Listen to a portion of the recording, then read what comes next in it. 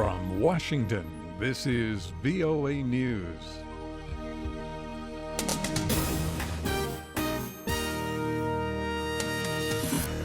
I'm David DeForest reporting. Iraqi government and Kurdish Peshmerga forces say they are within 25 kilometers of the Islamic State stronghold of Mosul, 3 days into an operation to retake the city.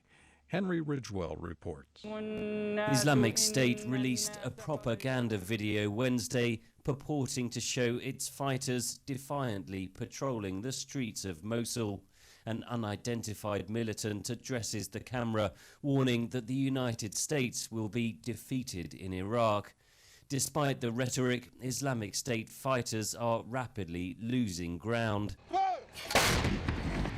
Backed by coalition artillery and airstrikes, Iraqi and Kurdish Peshmerga forces say they are ahead of schedule in their mission to retake Mosul. Henry Ridgwell, London.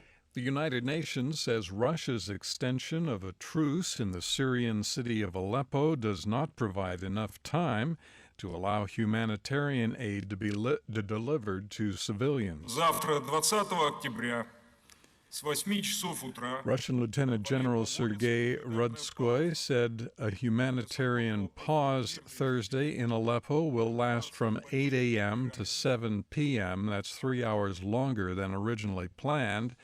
Meanwhile, French President François Hollande is demanding an end to airstrikes on Aleppo. Republican Donald Trump and Democrat Hillary Clinton are preparing for their third debate. That'll be coming our way in about 1 hour.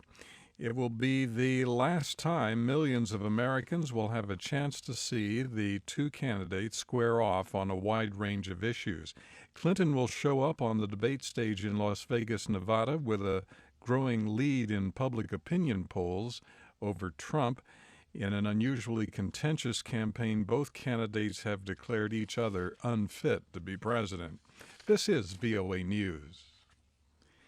The U.S. Federal Bureau of Investigation, working with Czech police, arrested a Russian citizen in Prague on Wednesday in connection with attempted cyber attacks against the United States.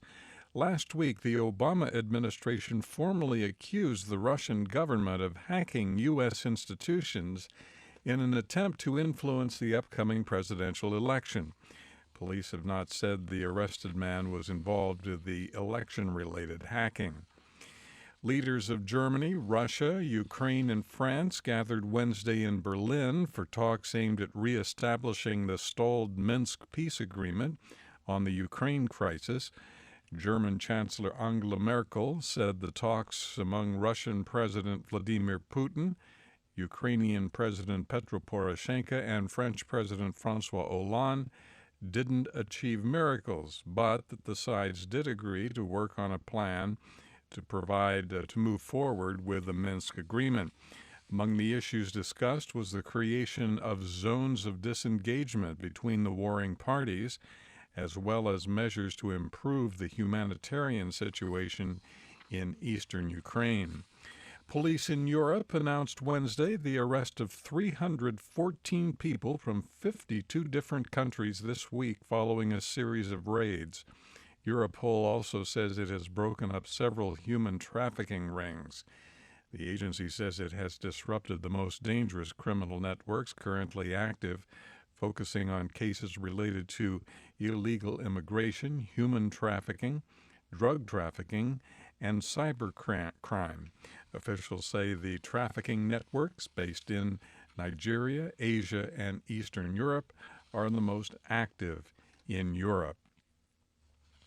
The Palestinians are pushing for a UN Security Council resolution threatening consequences if Israel continues building Jewish settlements in lands the Palestinians want for a future state. Palestinian Ambassador Riyad Mansour accused Israel of continuing to break international law. Israeli Ambassador Danny Danon denounced what he said was a one-sided resolution against Israel. A ceasefire has started in Yemen. The UN-mediated truce went into effect near midnight on Wednesday. The truce would last about 72 hours, but is subject to renewal. The U.S. military says one of its service members and an American civilian were killed Wednesday in a shooting near a coalition base in the Afghan capital, Kabul. It says another service member and 2 U.S. civilians were wounded and are in stable condition. The shooter, wearing an Afghan army uniform, was shot and killed by international forces. The United States and South Korea Wednesday announced a further strengthening of their security alliance. They plan to start talks on what is called an extended deterrence against nuclear North Korea. From the VOA News Center in Washington, I'm Dave DeForest. That's the latest world news from VOA.